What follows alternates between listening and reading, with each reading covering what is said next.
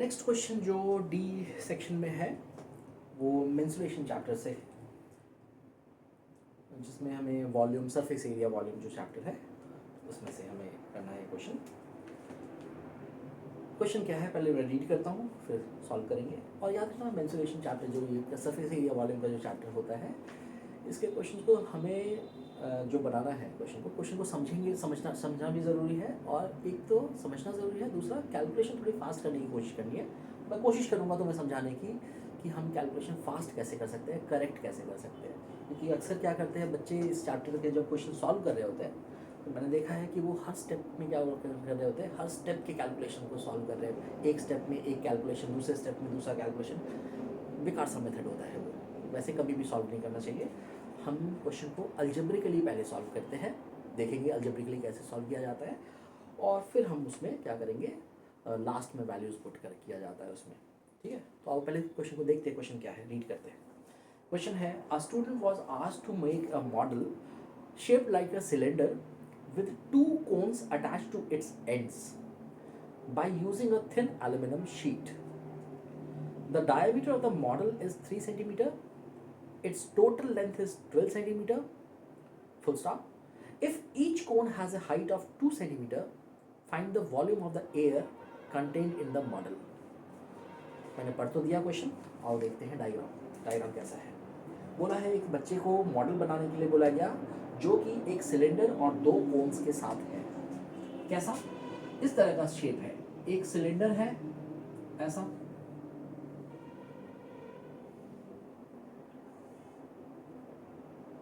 और उसके एंड्स पर दो कोन्स अटैच्ड है, सेम हाइट के, सेम लेंथ के दो कोन्स अटैच्ड है। कोन्स जब मेरे ख्याल सिलेंडर और कोन तो जानते होगे ना, शेप तो जानते हो कम से कम। इस वाले फेस पर एक कोन अटैच्ड है। और हाँ, इस क्वेश्चन में थोड़ा सा मेंशन करना चाहिए था कि वो कुछ इस तरह से अटैच्ड है कि क्या बोलते हैं कि उसका जो बेस रेडियस है दोनों तरफ, सिलेंडर और कोन का बेस रेडियस सेम बोलना चाहिए था इसको, है ना। नहीं बोला है लेकिन हम अज्यूम करके चल रहे हैं कि है वो। ठीक है, ऐसा सीबीएसई ऐसा नहीं करना चाहिए कि इसमें क्वेश्चन को इनकम्प्लीट नहीं डालना चाहिए, लेकिन नहीं बोला है तो कोई नहीं, लेकिन हम लोग मान के चल, क्योंकि ऐसे क्वेश्चन एनसीईआरटी में भी है या दूसरे जो तुमने प्रैक्टिस सेट वगैरह किए होंगे उसमें एक टीचर ने करवाया होगा। अब देखते हैं, तो कोन जो अटैच्ड है वो कुछ ऐसा सा कोन है जिसका बेस और सिलेंडर का बेस एक दूसरे के ऊपर चिपका हुआ है ना। कोन तो जानते हो ना, उसका बेस कैसा होता है, सर्कुलर बेस। तो फेविक्विक से इमेजिन करो, फेविक्विक भी क्या एक्चुअली में पूरा शेप ही इस तरह से वेल्डिंग किया हुआ है। एल्यूमिनियम शीट है, एल्यूमिनियम मेटल शीट होती है तो उसको वेल्ड करना पड़ता है, नहीं तो चार दोस्त इसको वेल्ड कर दिया ऐसा, तो ये पीछे वाला शेप क्या हो, पीछे वाला फेस क्या होगा, छुप जाएगा। उसी को मैं डॉटेड डॉटेड डॉटेड बना देता हूँ। जब भी डायग्राम में डॉटेड लाइंस यूज करते हैं दैट मीन्स वो हिडन फेस है ना। और एक कोन इस साइड भी बिल्कुल सिमिलर हाइट का, सिमिलर लेंथ का एक कोन यहाँ पे अटैच किया हुआ है ऐसा। हमें बताया है क्या कि आपका जो ये टॉय है वो 3 सेंटीमीटर इन डायमीटर है। 3 सेंटीमीटर इन डायमीटर मतलब इसकी जो ये गोलाई देख रहे हो ना, ये जो गोलाई है चौड़ा, इसका ये चौड़ाई यहाँ से लेके यहाँ तक की जो चौड़ाई है ये 3 सेंटीमीटर है। यानी कि ये जो सर्कुलर पार्ट देख रहे हो इसका डायमीटर 3 सेंटीमीटर है। ओके, और इसकी टोटल लेंथ 12 सेंटीमीटर दी हुई है। टोटल लेंथ मतलब इस टिप से लेकर इस टिप तक, इस वर्टेक्स ऑफ द कोन से लेके इस वर्टेक्स ऑफ द कोन तक की जो लेंथ है वो तुम्हें 12 सेंटीमीटर दी हुई है। और तुम्हें क्या इन्फॉर्मेशन दिया हुआ है कि ये जो कोन है उसकी हाइट 2 सेंटीमीटर है। कोन की हाइट होती क्या है, कोन की हाइट होती है कोन का जो वर्टेक्स है उसको अगर हम कोन के बेस का जो सर्कल है उसके सेंटर से अगर ज्वाइन कर दें, ये जो कोन है उसका जो सेंटर होगा यहाँ पर, वहाँ से अगर मैं वर्टेक्स को ज्वाइन कर दूँ तो ये जो लाइन सेगमेंट बनती है इसी को हम लोग क्या बोलते हैं, एक्सिस ऑफ द कोन बोलते हैं। और इसी की लेंथ क्या होती है, हाइट ऑफ द कोन, है ना। ये हमें दिया हुआ है 2 सेंटीमीटर, यानी ये कोन का यहाँ से लेकर, ये सर्कुलर बेस से लेकर यहाँ तक का जो लेंथ है वो 2 सेंटीमीटर है। और सिमिलरली इसके इस वर्टेक्स से इस सेंटर तक की जो लेंथ है वो भी 2 सेंटीमीटर है। अब ध्यान से देखो, 2 सेंटीमीटर इधर है, 2 सेंटीमीटर इधर है, टोटल लेंथ 12 है। अगर तुम उसमें से हटा दो 2 सेंटीमीटर इधर से, 2 सेंटीमीटर इधर से, तो ये जो सिलेंडर की लेंथ आएगी वो कितनी आ जाएगी, 12 में से 4 हटा दो, 8 सेंटीमीटर तुम्हारे पास सिलेंडर की लेंथ आएगी। ओके, तुमसे पूछा है, जानते हो क्या तुमसे पूछा है, ये जो डोबी डायग्राम बना है इसका वॉल्यूम बताओ, क्योंकि इसके अंदर जो हवा भरी हुई है, हवा किस में भरती है, उसके वॉल्यूम में। दो तरह के क्वेश्चन होते हैं, या तो उसको पेंट करो, पेंट करने के लिए हम लोग सरफेस एरिया का यूज़ करते हैं, है ना, सरफेस एरिया पे पेंट करते हैं। और अभी तो उसके अंदर हवा कितनी भरी हुई है, हवा पूरे इसके वॉल्यूम के, पूरे जो स्पेस ऑक्यूपाई किया है उसके अंदर भरी होती है, यानी एक तरह से बोलो हमें इसका वॉल्यूम पूछा हुआ है। अब ये जो फिगर बना है वो किस किस चीज़ से बना है, सिलेंडर से बना है और दो कोन से बना है। वॉल्यूम जब निकालेंगे तो हमें पूरे जो डायग्राम है उसका वॉल्यूम निकालना होगा, यानी एक सिलेंडर और दो कोन्स का हमें वॉल्यूम निकालना पड़ेगा। और वॉल्यूम ऑफ सिलेंडर और वॉल्यूम ऑफ कोन का फार्मूला आपको पता होना चाहिए। वॉल्यूम ऑफ सिलेंडर का फार्मूला क्या होता है, पाई आर स्क्वायर एच, जहाँ पे आर क्या है, रेडियस ऑफ द बेस, है ना, जो सर्कुलर बेस होता है उसका रेडियस, एच क्या होता है, सिलेंडर की लेंथ।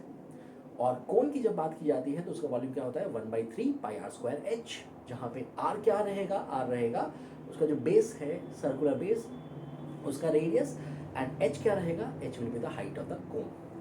तो हाइट ऑफ द कोन को अगर मैं स्मॉल एच से डिनोट कर दूं, अगर लेंथ ऑफ द सिलेंडर को अगर मैं कैपिटल एच से डिनोट कर दूं, है ना, इन क्वेश्चन को हमेशा अलजेब्रिकली सॉल्व करना। तो ध्यान से देखो, वॉल्यूम जो मिलेगा मुझे, volume of this toy will be equal to the volume of cylinder plus 2 times the volume of cone। ध्यान से देखो, एक कोन जैसा है वैसा ही दूसरा कोन भी है, बिल्कुल सिमिलर दिया हुआ, दोनों की हाइट सेम दी हुई थी। तो दोनों कोन का वॉल्यूम निकालने के बजाय क्यों ना हम एक कोन का वॉल्यूम निकालें, उसको डबल 2 से मल्टीप्लाई कर दें, है ना।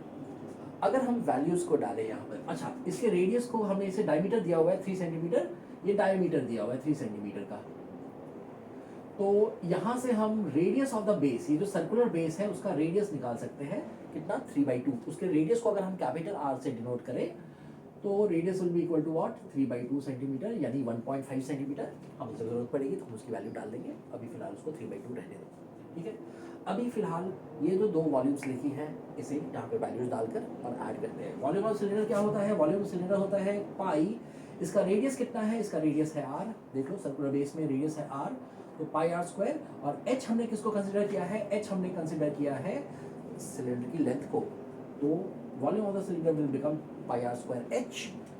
एंड यहाँ पर हमें ऐड करना है twice the volume of the cone. Volume of the cone कितना होता है, 1/3 pi, radius of the cone कितना है, ध्यान से देखो, जो रेडियस ऑफ द सिलेंडर है वही रेडियस ऑफ द कोन है।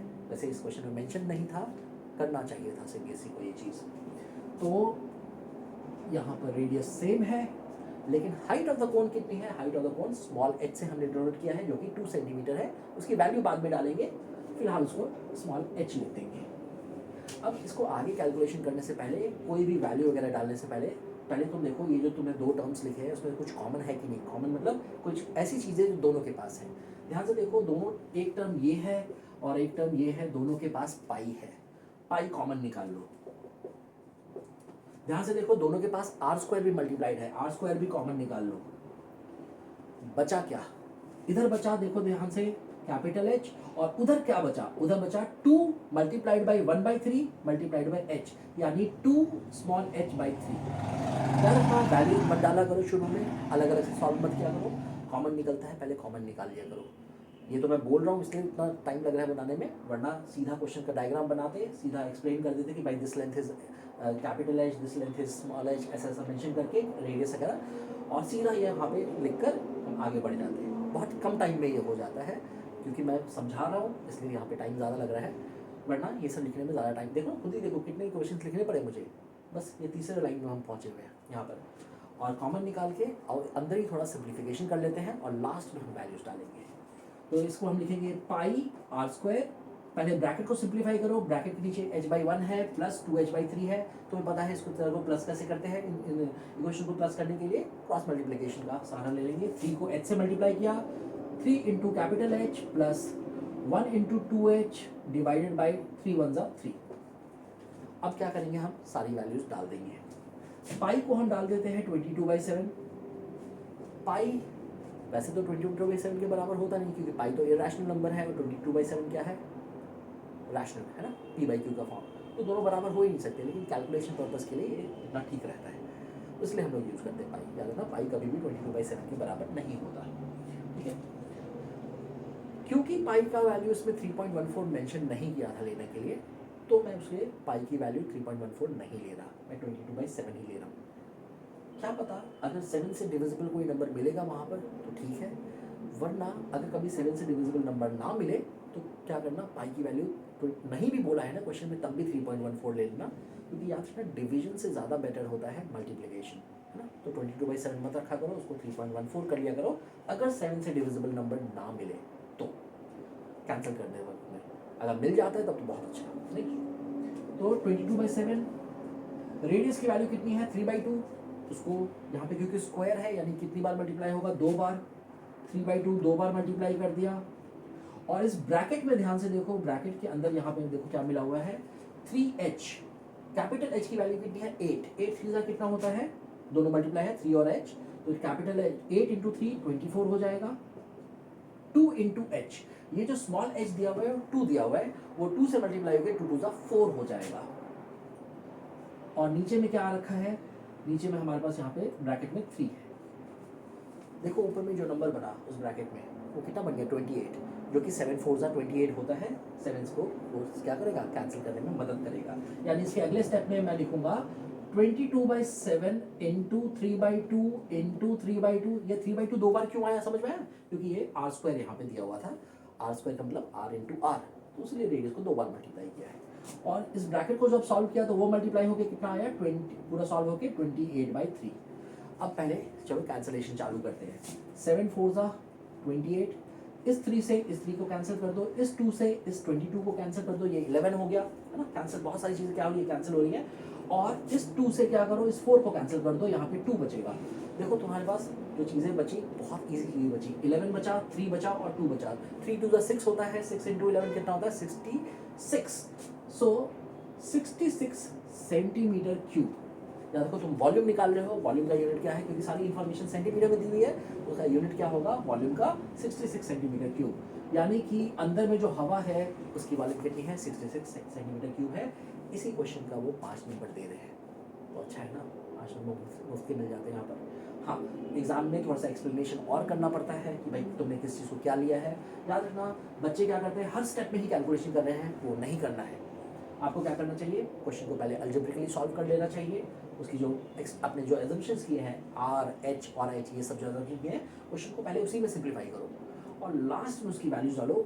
ज़्यादातर क्वेश्चन में तुम देखोगे क्या होता है, चीज़ें कैंसिल आउट हो जाती हैं और तुम्हारा आंसर उतना घटिया नहीं आता जितना घटिया तुम हर स्टेप में कैलकुलेशन करके कभी कभी मिस्टेक करके लेके आओगे। ठीक है, फास्ट बन जाता है क्वेश्चन और कैलकुलेशन भी अच्छी हो जाती है। ठीक है, तो ये क्वेश्चन था तुम्हारा डी का नेक्स्ट वाला। ठीक है, तो अब इसका नेक्स्ट क्वेश्चन करते हैं। Okay, thank you.